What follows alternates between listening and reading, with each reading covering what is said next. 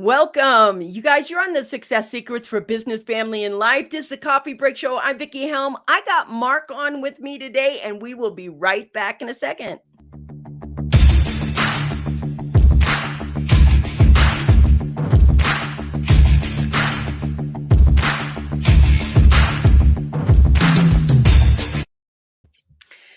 You know, the Coffee Break Show is brought to you by the Metadime Digital Channel. Today, we are going to have a powerful rock your world conversation. You're going to want to replay this by the time we're done. I got Mark Herschberg with us. He has been a professor at MIT. Yes, that's right. You heard me, MIT, for a couple of decades now. He has got a best-selling book out, The Career Toolkit. He's got an app. He is going to be talking everything startup today. And I just want to welcome you to the Coffee Break Show. Thank you for being here, Mark. Thanks for having me. It's my pleasure to be here today. Okay, you know what? I just want to start from the beginning. One is, want to tell your story, how you got here, why'd you write the book, and let's just start with those two things. And welcome to the Coffee Break Show. Thank you. It does seem surprising that a hardcore nerd from the 80s would wind up writing a book on what people typically call soft skills. Yeah. When I graduated MIT in the 90s, I started as a software engineer. And I realized early on that I wanted to become a CTO, a chief technology officer overseeing the engineers. I realized that to be good at that job, it wasn't just about being the best engineer, about solving the problems better or faster than other people. There were other skills I needed: leadership, communication, hiring, networking, negotiating. No one ever taught me these skills, so I had to learn them for myself. And as I did so, I realized these are not just for the C-suite. These skills are for everyone in your organization. Everyone benefits, the organization benefits. So I began to upskill my team. Now, as I was doing this, MIT had done some surveys of corporations and found companies were saying, these are the skills we want to see in our employees. Not just the MIT students we hire, not just college students, but everyone. Team building, leadership, networking, negotiating, all the same skills, but they couldn't find it either. So MIT wanted to put together a program to help instill these skills in our students. And I was on my way to becoming a CTO. I was teaching these skills. I said, well, I'm happy to share my content with you if that would be helpful. I thought I'd just hand them some content. We'd chat for an hour or so, but MIT asked me to help create that class. So I joined the team building it. Yeah, it was really fun. We created that class. I had just come off of helping to create a class at Harvard Business School. Wow. And then MIT asked me to help teach, because even though we have world-class professors from Sloan on these topics like leadership and negotiation, they realized that someone like myself brings in a practical perspective. We're practitioners in the field. So we expanded to have not only faculty, but also people like myself who have been applying these skills. And I've been fortunate to teach for the past 20 years at MIT in parallel to being a CTO and building all sorts of startups. This is such a cool way to get. Listen, I see you guys all popping in. Put your name down below, be part of the conversation. Just want to say good morning, Mr. Ambassador. Nice to see you on. Really great to see you here. MJ, good morning. Happy Wednesday to all. Welcome, Mark. Thank you. This is the, community that has, diehard fans that'll pop on and just say hello to every guest. So glad that you're here. Thank you, guys. Appreciate you're back here. But, I want to go back to the process that you said. It's interesting. These are soft skills, everybody says. That's true. It is. But the power behind having these types of soft skills do so much for business, especially turnover rates. And when you have something like the big resignation and people know their value in the workplace, they know what they're looking for, and they're looking for culture as well as opportunity inside the workplace. What can you tell I want to talk to the business owners right now who are going through this. All you C-suite people are like, my people are leaving in droves. I mean, how is it that what you teach can help them have more, productivity, more enjoyment of the job? Because you know what? If you're a top person, you're a top person. If you're the 80-20 rule and you're a 20%er, you know you're a 20%er. And that gives you more leeway as to what you're looking for as far as your career goes. Do you know what I mean? Yes, we are seeing the biggest rewrite in the capital labor contract in a century. Yeah. It is no longer just about how much will you pay me. Yeah. In reality, Amazon, Google, Facebook, they can pay more than you can. I've dealt with this the whole time. I've been a startup company. We will get outbid. I Yeah. cannot just sell someone on here's what we're going to pay you. I have always had to sell them on other things. And we know today that includes culture and mission, values, engagement. Now, one of the things you can do is create an internal training program to upskill people with these skills. And we'll talk about how in a moment. But the benefits that you get when you create this program, which by the way has no cost to it, you first upskill your employees, fantastic, better Yep. employees. Second, you create that engagement. You show that you care about them and you're training them, and you're not just saying, here's your paycheck, do your job. You're Yeah. saying, I care about developing you. Third, you increase those internal networks. You help people get to know each other in the organization, which is really important for relationships and communication. And then fourth, what we'll learn in the program, you create a common language which improves communication among your team. You get all four of these, and this is completely free. Companies can do this on their own. Beautiful, beautiful. I liked what you said earlier. This is so important to understand because it's like you're right. The big tech giants can outbid you, outpay you any day of the week. And the truth is that's not all of what people's looking at. I want to put this up, Robin, my better half here. The research backs that for decades. It's not about the money. Yes, that's really true. And it probably creates better mentorship versus in-house competition. It's like that's an interesting thing because as we're moving forward into this new working relationship, and you were like, hi, this is the biggest thing in over a century. We are rewriting what the worker wants. We're including ourselves in that. And we have this new technology. And I know that the technology in some way is eliminating jobs and it's creating a new environment and it's also creating new jobs as well. I mean, there's such a big transformation in this area. Okay, so when you are the employee hunting for and a new career, and I want to talk to those people. Let's just start from there's so much here to unpack, but I want to start with I'm just graduating college right now. What are some of the best soft skills I can use to help my career grow and to make me invaluable to the company that is hiring me? Great. And we'll talk afterwards how companies can still these skills, as we promised before. The skills that I list in the book, there are 10 skills. These are not ones I just came up with off the top of my head. This comes from research at MIT, at other universities that companies want. 10 skills in 3 categories. Within the career category, how to create and execute a career plan. And even companies want you to have that career plan so they can help you along. Second is working effectively, fitting into the company culture, managing your manager. Yes. Third is interviewing. Now, I don't just mean as a candidate. We talk a lot about that. You can go do a web search for that. But most of us also hire our peers, hire our subordinates. Hmm. Give people no training in how to do that. People are supposed to be our most important asset. Why don't we train people how to identify and retain that asset? So, learning how to interview effectively from the hiring manager side. Second section, leadership and management. I break this down a chapter on leadership. Management, I split into the people side of management and the process side of management. They are equally important, but different.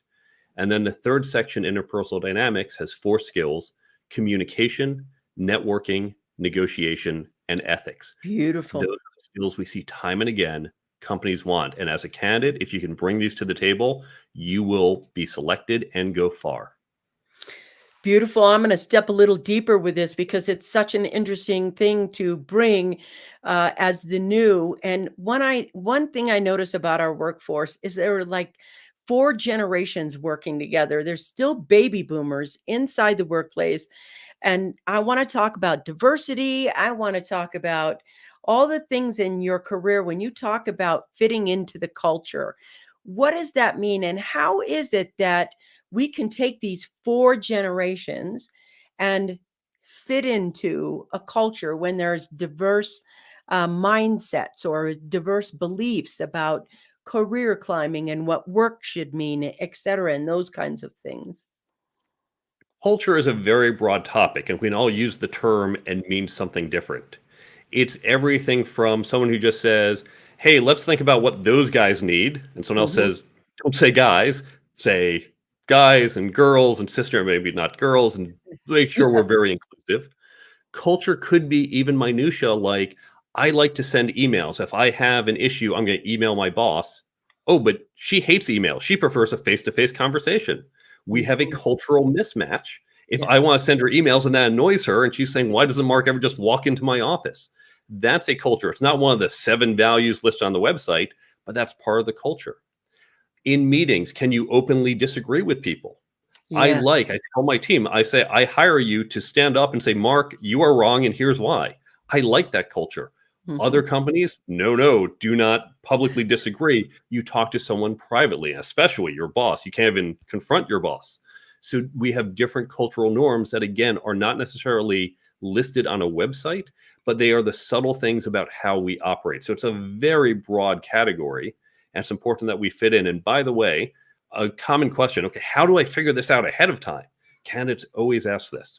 Now, I have a blog post on questions you can ask to come up with what are the answers. But here's the most important thing, because people are always hesitant. How do I bring this up? How do I say, "Hey, Mhm. can I challenge you?" Or is this a 40-hour a week job or a 70-hour a week job? And it's important to know that, but you don't want to sound Yeah. like, "Oh, I'm lazy."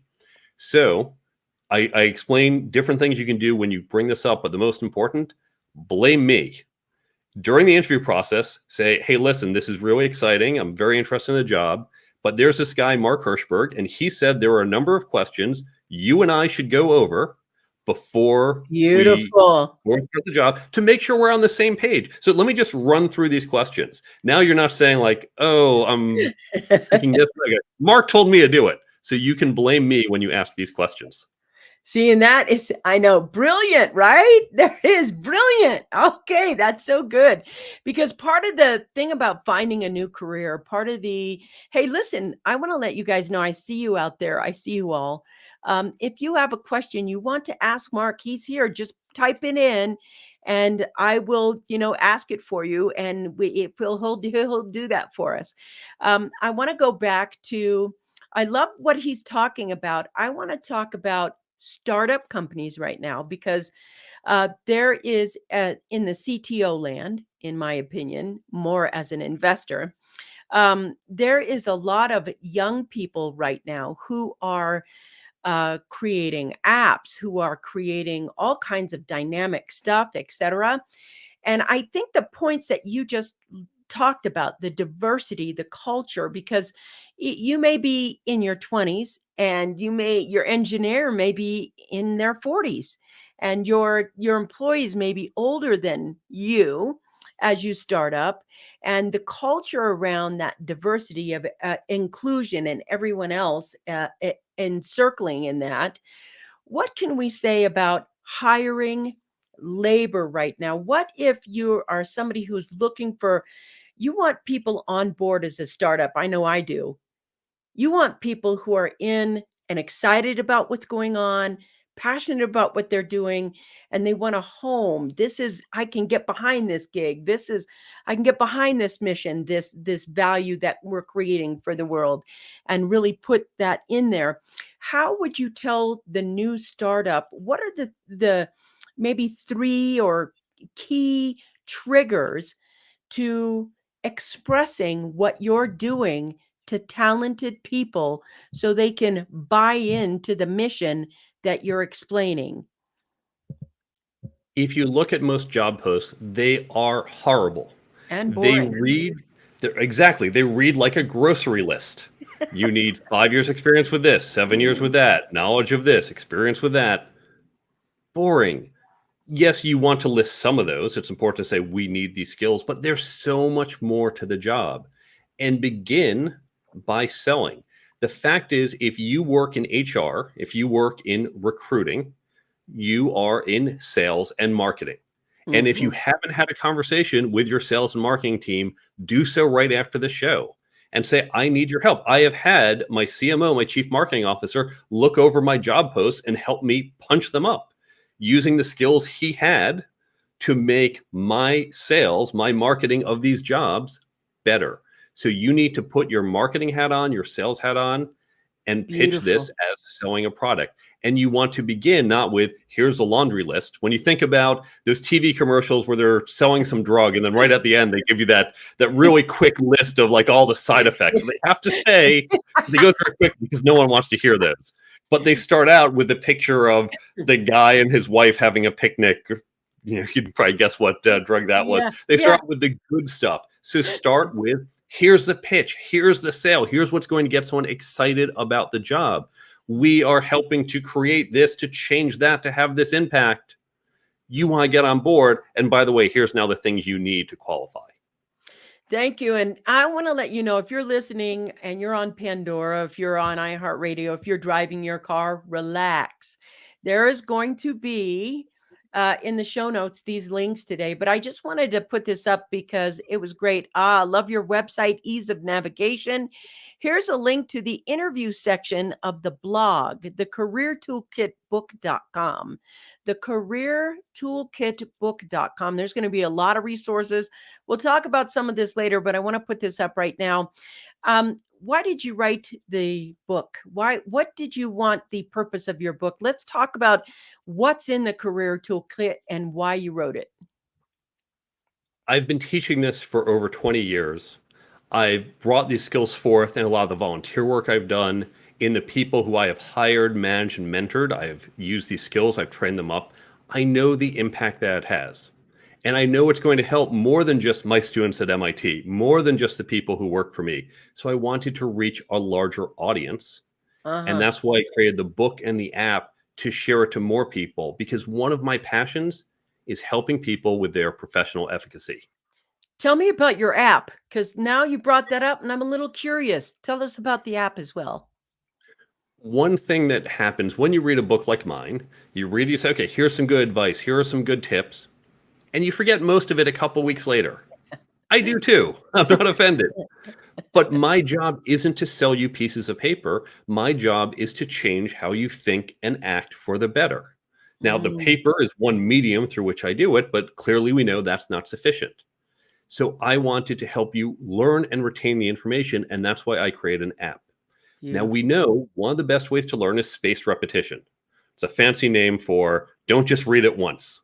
You read the book, and then before the test, you look back at it a few times. Spaced repetition. You spaced out when you repeated it. I wanted to create that experience. Now, there are flashcard apps out there, but no one's going to take notes on a book, and no one wants to open an app every day.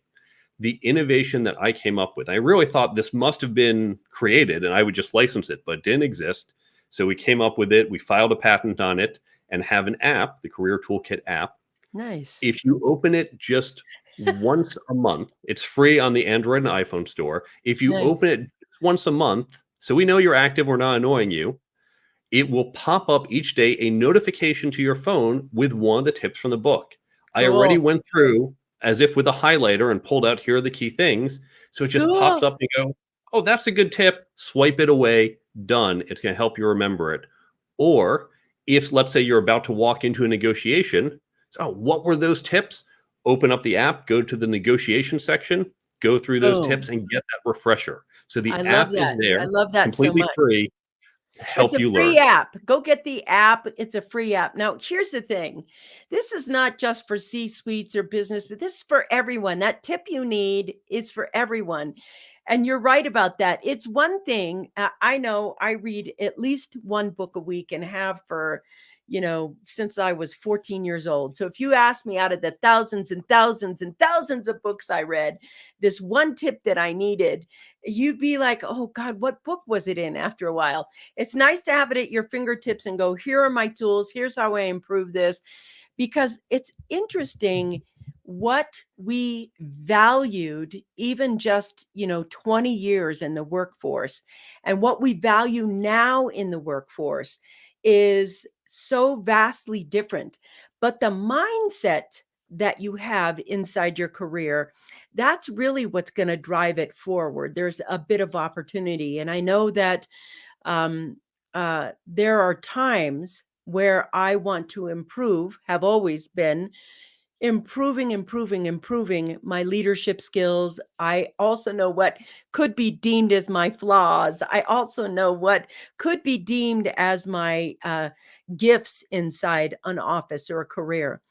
But I wouldn't know those if I didn't pay attention to them. I wouldn't know those if they weren't pointed out to. And I wouldn't be good at some of them if they weren't in a book and they weren't somehow accessible to me to experience and get better at. And so the app is like the shortcut. So with technology, instead of having to walk around with that book and, who cut my cheese? Where did I make that highlight? Because, we just went from highlighter to here's the app portion of that book. Here's what you need to focus on to grow your career. Thank you. I love this right here. That is brilliant. I know, right? I mean, talk about your shortcut. You could just put it on your phone before that meeting, get the tip, everything else, and move in. It's really a tool on demand. That's right. And you won't know how soon you need it because there is nothing worse than being defensive and not having an answer to your own defensiveness so that you can rise above it and continue on. I want to talk about what you think the future, kind of the state of the union, if you will, about HR people. What is going to be valuable for them? And I want the full spectrum. Like if you were talking to a group of HR people right now, what are 3 things you would tell them about what's going to be the future of hiring? Because what's interesting, Mark, is the thing that's going through my mind is some of the workforce is still going to remain working from home, which is, how do you create a culture when you're not in a building or something? And we're having more people who want to work from home versus drive into an office. And then yet we still, as this pandemic starts to slow down, we may see those, let's have more office driven workforces. And I kind of want to know, what do you think is going to happen in the future with that? Okay, big question, and I It is. have very strong feelings about HR. Now, I recognize, let's start out by saying I get HR has become tougher because Yeah. we have put more on HR. It used to just be hire people, maybe promote people. If you go back 40 years, we didn't worry about diversity. I'm not saying that was the right thing to do, but True.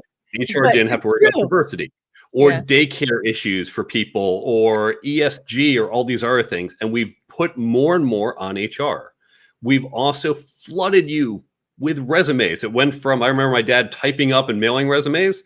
I could send out 100 resumes in probably about 20 minutes. Click, That's click, click, click, true. click. And you're getting flooded with this. So I get your job has gotten harder. On the other hand, I still have a lot of issues with what HR does. And so here's a couple things that needs to happen. First, learn the roles you're hiring for. I can't tell you how many Mhm. times I've seen HR people who say, well, I can match keywords. I can figure out, you told me you need these 3 things and this resume has and that doesn't. Well, no, that's like saying, I'm looking for someone who has 10 years at Burger King. And you go, oh, here's someone with 11 years at McDonald's. Nope, that's not Burger King. You're not qualified. But no, Oh, no, McDonald's is Burger King. It's good enough. And I see that especially with technology. We're seeing it more with marketing as marketing becomes more technological, more tools, more techniques. And so you can't just keyword match.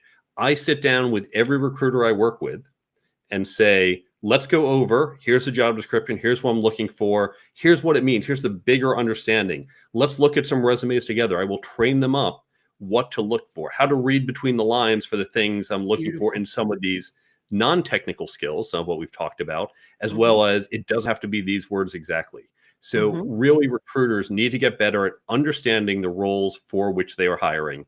I've Mhm. consistently been disappointed with what I've seen. Wow. Second, HR needs to go from being that cost center. Oh, it's HR.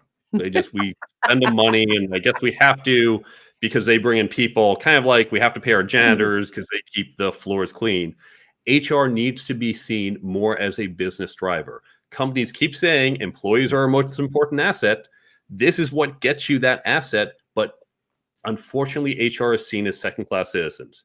Part of that comes from how the C-suite looks at HR. Part of it comes from, honestly, how HR presents itself. They can't be, well, we're just good enough. You have to be taking the initiative and driving business value, explaining how you're delivering business value. I know it's tricky. I know it's hard to do quantitative measures, but still, we have to find a way to show the rest of the executive suite just how important the role is. And we have to be better at that. Now, the third thing, it goes, as you pointed out, we are in a new time where we are switching from 5 days in the office to who knows what. I think it's going to come out to be around 3-ish days in the office, but different companies will have different styles. There's really important subtleties here because what works for some doesn't work for others. It might not even be the same at different times of the year. Early on in a project, you might want to have everyone in the office 5 days a week. During the middle, it might be okay to be there only 3 days a week. And at the end, everyone needs to be back again together. We have to understand the dynamics of our office. We have to see what works for us. We have to think about secondary effects like long-term promotions and growth and retention. And so we have to be very conscientious in how we deliver this and not just haphazard, and be intentional with what we do, including how we want to engage and retain employees. I think this is so fascinating as well, because one of the other things that the work from home has brought is that we can now look at employees outside of our own country. We can get partners on board. We can get projects done with people from all over the world. And one of the things that I'm looking at right now is time zone differences. So for example, my business partner, who is part of this whole network that we do that is Metadime Digital, is in Australia. And I see a little bit more of those kinds of partnerships and those kinds of online things, where the work from home and from the office, I suppose it depends on a business. But going forward, how global is the workforce going to become versus central? And I know there are brick and mortar businesses. I have a bike shop, or I have, those are different than online businesses. But I see more online coming forward than I do, let's put up another shopping mall. Well, even consider that bike shop. Your staff who's selling on the floor might have to be there. The Hmm. person running your social media account doesn't have to be there. The person who built your website, your accountant, your tech support line, Yep. certainly your supply chain, all of that's global. Now, I come from technology. We have been global going back 30 or more years, You are the depending on, original global company. we're the global OGs. And so we've seen that. We've done it for a while. Even as I did my book and website and the app, I have people all over the world who are creating the logos for me, who are building the app, who are helping me with different parts. But let's recognize there are pros and cons to this. The most important thing we need to do, forget about even this being a global issue. It's important that we understand the information flow within our companies. And this is what you talk about in one of the management chapters. Our job as managers is to manage the information flow. When I have a team overseas, I have to recognize there are certain benefits. Typically, they're cheaper. Yep. There are limitations often with that information flow. Yep. Some of that might be, I can't sit at a whiteboard with you. That's harder. That's right. Sometimes video is not even stable in that area, so we're doing voice only or emails. And that might be fine. That might be fine if it's something well understood. But if it's complex and we need to see visuals, or we need that body language, or we need more of that back and forth, it might be harder.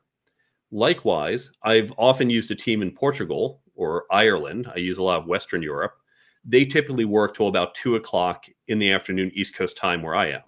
Okay, great. We just know let's have our meetings earlier in the day. And that's enough time. We get 4 or 5 hours of overlap. They can stay late if need be. So that's good enough. On the other hand, if you're looking at a team where the overlap, let's say closer to China or India, your Yeah, overlap may Philippines. only Yeah, be, yeah, an hour or so. yeah. It's not as easy. You don't have as much bandwidth. You have a narrower window in which to catch people. And again, if it's something where you don't need a lot of communication, a lot of back and forth, or you can do it by email out of sync, that's fine. But if you need that real time interaction, your window is smaller. Will that still work for you? So, by understanding the information flow, we can better organize our teams, whether local or globally distributed. Now, this is so interesting because, there is a lot of setting up a business where, you think, where are my VAs? Well, my VAs would be in the Philippines. Where are my call center? My call center, well, okay, it's obviously going to be India or again in the Philippines or what you're doing. There's a lot of outsourcing on that. And I know a lot of people are like Fiverr and Upwork, those are great, etc. But after a while, you want your own team and you want to continue growing. I'm so fascinated with the discussion we're having. And it's interesting because when you talk about career in your mind, what happens is, oh, I know about that. Oh, I know about that. But we don't anymore. And we need to face the facts that fundamentally how we do business and even where we do business, how we set up our culture, everything has been changing. Now, I want to talk about the pandemic because the pandemic didn't change career change. It has been going on because technology has been moving ever since. Now, did it speed it up? You betcha it did. It did have an impact in that way, but we were headed in this direction anyway. And so to me, there is a whole other set of skills. It's like if you talk to yourself and you say, I want to be an entrepreneur, fantastic. Or if you're an entrepreneur right now and you think that you have modern day career toolkits, I don't mean to be rude, but I don't think we do. I think the whole point of Mark's book is that we are looking at the new career toolkit. We're looking at the new way, and there is lots of things that we're going to have to deal with. Diversity in time zones, diversity in cultures, diversity in generational working. There's so much more that is happening in how we work that to me, if you would you do me a favor, Robin, I'm going to ask you, would you put the career toolkit book is it on Amazon? We can just pull it off Amazon and flop it up right there. I know it's on Amazon, but I mean, can you go on Amazon, Robin, pull the link there? If you're driving, relax. The career toolkit book is made to help you navigate what's happening now in the industries. And as a business owner or a business startup or a Fortune 500 company, you are going to have to deal and know how to infuse your new skill sets that you need and this new career toolkit. If you're just getting out of college and you're thinking, oh my god, I got to go get my career plan, go get that career toolkit book because this is so important. Oh, hi Barb, nice to see you on. I want to pop here. Coming in late, Vicky. I'm googling for the book now myself. Love what I'm hearing. Thank you. I do too. It's so fascinating right now. I can't even tell you. I'm nerding out on what he's talking about with him. And, 20 years at MIT, some of the biggest colleges in the world, hiring and looking at. This is the guy that is teaching all of the new things. CTO himself, startup expert, etc. Here's the Amazon link for the career toolkit. You want to have that in your arsenal. The way we're working right now is going to continue to evolve. And the skill sets you have right now through this book, yes, there it is. Passing along the book to my kids. They're not too old to learn this information right now. I agree. Thank you for that. This is, to me, one of the quintessential needed books out there. And I know a lot of people write about, career toolkits, but they're dead and they're old and they're not going to apply to the next 10, 20 years of your career. And if you want to better that, I want to know, where can they get that app? Where can they download it? Is it just like go into the app store, your favorite app store, and type in the name of the app and poof? Robin can hopefully bring up that link on the website. If you go to thecareertoolkitbook.com/app, APP, there you'll see what the app looks like. And I have links there right into the Apple and Android stores. It'll take you right to where they are, or Great. you can search for the Career Toolkit app in those stores. It is completely free. So you can All download it right. today, absolutely free. There's no tracking, no ads. It is just a free tool for you to use. Nice. If you have the book, I absolutely recommend getting the app because it will help you learn and retain. If you're still thinking about the book, download the app and check it out. It's going to give you a sense of the content, completely free. You don't have to buy the book to get, so it's there to help you learn.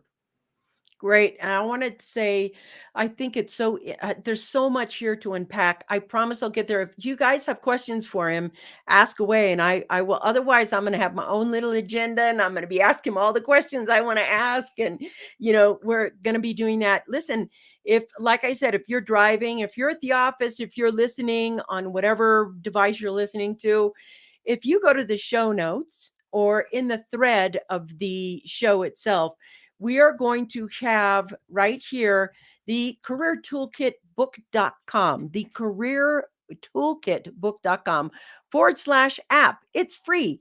It doesn't have any ads in it. It's just the toolkit to help you remember what we're evolving into as people in the workforce, as people.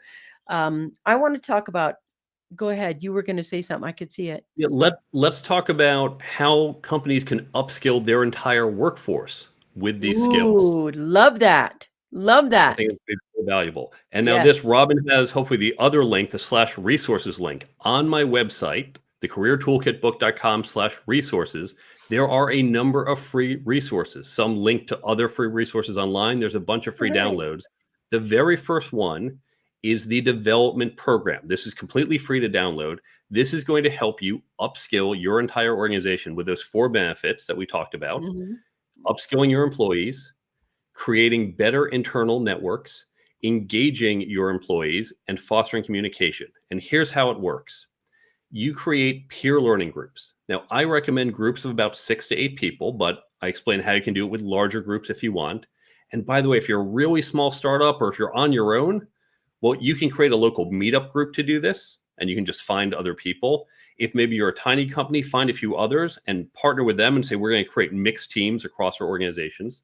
So you create these small groups, and then you engage with some content. Now, yes, you can use my book, and I show you how you can chop up my book and look at different sections for different skills. But if you don't want to use my book, use a different book, use an article, use a great podcast like this one and listen to the episode. It doesn't matter where you get the content as long as it's valuable content. So you listen to an episode from the show or you read a few pages of my book, and then you discuss it. Because here's the key. When we want to learn, let's say, calculus, we memorize a formula. Very simple. Memorize this, apply it when you see this type of problem. There is no formula for leadership. That's There's no true. 3 things to remember to communicate. Especially right now. Yeah, it's complex. So Yeah. it's in these discussion groups, that's where you start to understand these a little better. You get into the richer part of it. The Beautiful. other thing, the way to think of these skills, it's more like learning a sport. Now, I can memorize the dates of the Civil War and then just repeat it later. That's easy. But I can't just memorize how to play basketball. Say, okay, well, went to the lecture, I'm good. Nor can I do a one-off, I had a 2-day basketball clinic, so I don't need any more practice. I'm good. What do? We say, look, you have to keep going. You have to drill. You have to train. You have to scrimmage. Sometimes you might watch Right. the tape of yourself or another team. We want to do that with these skills. So being in this group, what will happen? First, you're meeting regularly, let's say twice a month. So just like you practice regularly in your sport, same thing here. But then also, I'll say, oh, this was a really interesting article and what it said about leadership. I have this challenge and here's what I'm thinking of doing. You're going to chime in and say, Mark, why don't you try this? Someone else will say, hey, I had something similar and here's what worked. Here's what didn't. So this is how we can learn from each other's experiences. This is how we can scrimmage, because I can't go to my team and say, I'm going to try something here for the next week. I'm going to try to lead a new way. And when I screw it up, say, okay, forget all that. That was horrible. Pretend I never did any of that. Pretend I didn't say those things. That's not how it works. So what you can do is in these groups, that's where you get that practice. That's where you get that training. That's where you can watch the tape by what worked for you or what didn't. So this is a free program you can create to upskill your entire organization, your team, your department, your whole company. It's on the careertoolkitbook.com/resources.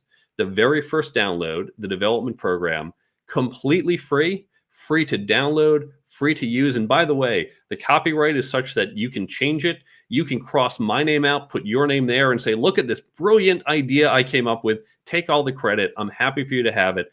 I just want your team to get better. Wow. Now that is great. That's very graceful, actually. I'm grateful for that as itself.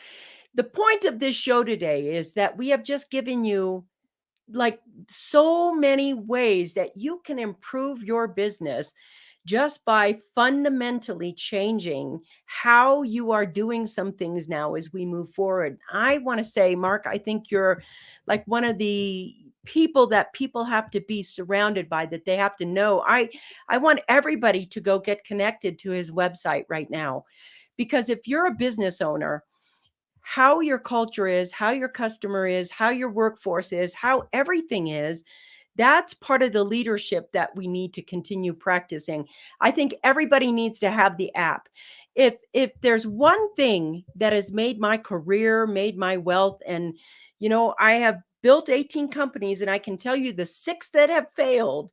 I can tell you why they failed, how they failed, but the 12 that were successful, it is never the leader that makes a business successful. It's always the team and the culture and everything else that makes everything successful. It's like, even when I write a book, I realize that I'm the lucky person who gets to put my name on the book, but it's truly a team of people that have actually come together to get this piece of work, this message out to the world and those things.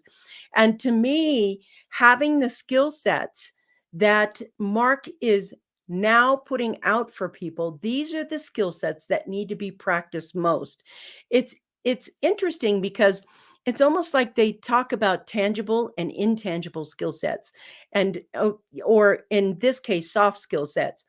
But what's interesting is that sometimes your intangibles are more important than your tangibles. They're so much more important in career development and management and executive and CEO, any C-suite person. Mark, what I really am enjoying about the conversation is that what we're talking about is kind of holistically presented, in that we have everyone included in the career toolkit. It's how to make a whole organization whole again. If it's fragmented, and let's say I just want to do a little bit of crisis talking right now to those people who are in workforces that are less than pleasant to be around. And one of the key things that I've seen, Mark, I've experienced it for myself, and both as a leader and an underling, so to speak. But one of the things is, we go into a workplace and you love the mission, you love the CEO, you love the job. And somewhere in the middle between you and the CEO or the suite is a toxic leader. And they won't let the toxic leader go because of the skill set they have. But you're trying to figure out how to create a better job environment in that, because I think there's a lot of that happens.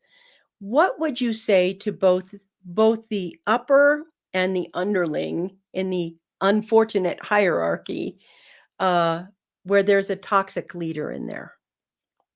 I've been in those cultures, unfortunately. And Me as too. I've gotten older, and as admittedly I've had more resources that I could say, I don't Mhm. need this job to pay my rent this week, Yeah. I've left. And I have, if you go to the blog, I have blog posts on how to figure out, should you stay at a job or should you leave?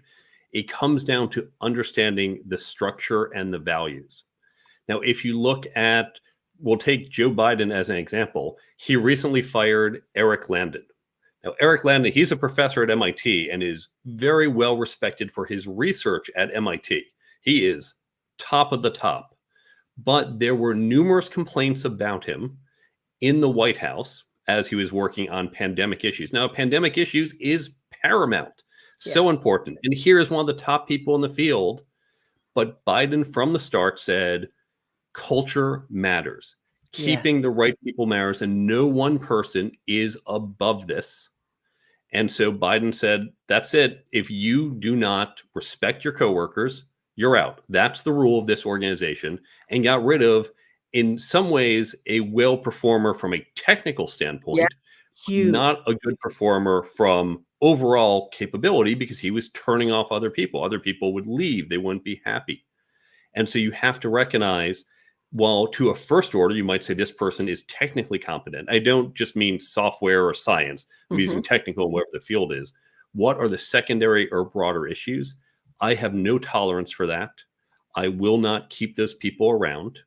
And I just get rid of them quickly and tell people, we are about you, because I think engaging and keeping employees happy is right up there with keeping our customers happy. Because if our employees aren't happy, our customers won't be happy. Yes. If your company has this situation, you need to ask, is this temporary? Maybe, for example, it's someone you don't like, but he's just there temporarily covering until they can find a replacement for the person who left. And you say, well, all right, great, I'll deal with it for a few weeks. Or do you say, this is representative of the values and culture of the company?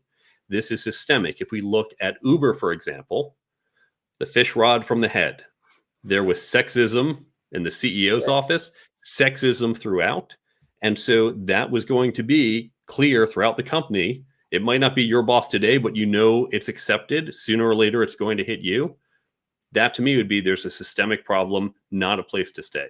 So you have to decide. If it's systemic, I would encourage you to walk away. If you are an executive, as painful as it is to get rid of this person, getting cancer surgery, cutting out that tumor is painful, but it beats having that tumor metastasize and take out the rest of your body. Oh, God, this is so important. You can train skills, but you cannot train attitude. And that's it. Want to go back to here? I manage a 20K, and this is something that I thought was equally important. We're always talking about careers and companies and et cetera, but social currency is huge. I manage a 20K community here on Facebook that could benefit from what Mark is covering here. I'm eager to read his book. Me too. This is so important. You manage big groups. It's still important in managing the groups. Like right now, Facebook made a accessible group difference about a month ago that allowed anybody to join a group. So now I have all these toxic people that we are absolutely having to throw out of the group that are doing all these things. You want to have that same thing. This is not just in career, but in your life in general. And I am so excited about the possibilities of being able to create a different culture using different tools now, because it's like in anything you do, whether it's your social media group, whether it's your church group or your sports group or whatever, these skill sets that he's talking about help make the culture, the productivity, the message. I want to talk about communication skills right now, because that to me is a huge thing. Because back in the day, so we're going to give my age away now, but back in the day, email was the way, or there was no email so long ago. But now communication is gotten to the point where you can text people, and we have generational communication styles between some of the baby boomers that are here, and they don't know what Telegram or WhatsApp is doing, and they're just like, can you send me an email? Let's talk about getting communication together, so to speak. I don't even know how to ask that question. I know what I wanted to ask, but it's so vast. It's not even necessarily a generational issue, although we do see some correlations to your age and generation. Consider the following. Which is better to use, a phone call or a text message? Different people will answer that question differently. Some prefer the phone call, some prefer the text message. Which gets a faster response, email or a Slack message? Slack is a type of instant Mhm. messaging.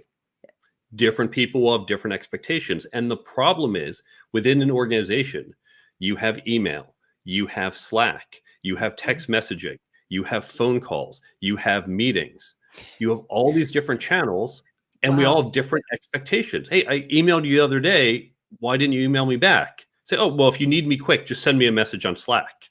Yeah. Whereas I'm thinking, oh, Slack is passive in background. I'll get to it when I get to it, but my emails I pay attention to. Well, that's a communication problem between us because I'm thinking I'm doing this for a fast response and then I'm not getting it. In Yeah. fact, if we didn't have that conversation, I start getting mad at you. Oh, Yeah. God, she's not getting back to me. What a jerk. And you're thinking, well, if it was important, he would have used a different channel. So, what matters most is that we are explicit about the channels we have and when to use them and the expectations around them. I talk about this in the management chapter because understanding communication flow is important. So, understanding here are the channels, here's when to use this one versus that one. We see this in other things. When do you use, let's say, Google Drive or Dropbox or whatever file sharing Yeah. versus the internal wiki? They both store content. Which one should you use? Because if half is in one place and half is in the other, great, I don't know where to find it. Being consistent about how information flows will make everyone more effective. God, that is a beautiful thing right there. Barb, thank you for this. I agree with you, Mark. Been using my phone as a phone lately with multiple generations. All are surprised to hear from me. And do they ever pay attention? That was a good one. Yes, you're right. When he started out, I'm overwhelmed just listening because when you get into an organization, one of the things that I have noticed as an entrepreneur when I work with people is that if you're if you're a service-based company, like let's say you're a branding company or you're an ads company or whatever, you're your service-based business and you start working with a company, the company that you're working with, they're like, well, we use Slack, so you should download this and use Slack with us. No, this is how I communicate, and I'd like it if you communicated with me in this way. If you're a service based company, you may have to have multiple ways of communicating with your client in the way that they want to be received. And that is a big deal. It is overwhelming. It's all about education. I agree. If you're an organization, you need to be clear about the tools that you use to communicate with your team. So if everybody is on Slack or if everybody is on Messenger, then you have to know which one it is there to use because otherwise if you sent an email to somebody who's on Messenger or somebody who's on Slack and they don't respond, he said it right there. It's because you have to be so clear about doing it. And the thing that is the thing about communicating that is, I think, overlooked is that there's an assumption that everybody knows how to use every single communication tool. Then there is the unknown that there are more communication tools that are going to be made. There are communication companies that are just out there building new apps, building new, remember when Clubhouse came out? And it was just, there's more of those types of micro conversation tools coming out. So you have to be so specific about the ones that you're going to be using with your team. I think that's a really good point. And then also, I want to talk about cultural communication. I want to talk about communicating because what I know is when I first worked with my business partner, I met her in the United States, but she was from Australia. And although we spoke English, some of the isms that they had and that I had, we didn't know anything about. We didn't, when she said some things that I was like, what's that? And she would have to, this word means this in our country, and this word means that. And we have diversity teams that are from different countries and different places. And what happens when we don't know? How can we say, what does this mean without offending somebody? Or maybe it's offensive to your language, but not in their country, you know? I'm reminded of a new professor at MIT back when I was an undergrad in the 90s, who after class asked the students, "Does anyone know where I can find a fag?" Now, in US English, that's an offensive, derogatory term for homosexuals. In Mhm. British slang, that just means cigarette. Cigarette, Now, yeah. thankfully, there were enough people who knew British English who understood what he meant, and no one got offended by that. But we can have now some words like that is clear. If someone were to say that, you go, wait a second, I don't think you're asking what I think you're asking. Something seems far too out of the norm here. But we can get more subtle things, more subtle behaviors. The classic, did you bow versus shaking hands, and someone was expecting the other, and there's Yeah. offense there. Again, we're a little more global to understand those basic issues, but the more subtle ones can come in. And so it's important to have these conversations, and it's okay to ask. And basically, we start by saying, I just want to be clear. I want to make sure I don't want to understand. Did you just ask me for this? No, not in a challenge way. Did you just ask me for this? Oh, so you're asking for Tonality, the, very good.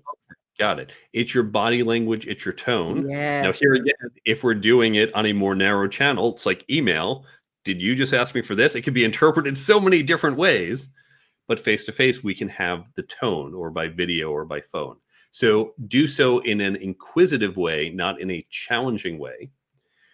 And it's okay as well. There's a technique that we use in software where we have, it's called Agile Engineering or Scrum, where we have check ins on a regular basis, typically about 2 weeks, where we check in what's working, what's not working. And figure, oh, we had a miscommunication, we had a misunderstanding, this didn't work well. How do we fix it? And so what we can do is, even at the corporate level, we can do these check-ins and say, hey, we're a new team or this new partnership. Let's check in. Is this working? Were there misunderstandings? What was it? Oh, there was a misunderstanding about a term. You know what? Let's everyone be more aware. And if you have a term you're not sure, ask. And you're giving people that permission. I love this. Thank you very much. Here's an example of what he's talking about right now. Oh, too funny. At first, I thought you said facts instead of fag. And, you know, it's interesting that you said that, because the British thing, when I wrote my first book, it got picked up by a British publisher. So I spent a couple of years in the UK. And I remember that I had something in America called a fanny pack. And in in Britain, that was, they were like, "What?" You know, and so you can get those kinds of things, right? Those cues mixed up. And I love that you said it's okay to ask, but the way in which you ask is equally as important. That, you know, did you just tell me this versus, um, I know there's something off. What is that? I ask inquisitively. I'm like, what does that mean? You know, what does that mean? What do you mean when you say blah blah blah? I've never heard that term before. And to me, that seems to be an okay opening. And we have to give ourselves permission to not know, and it's okay.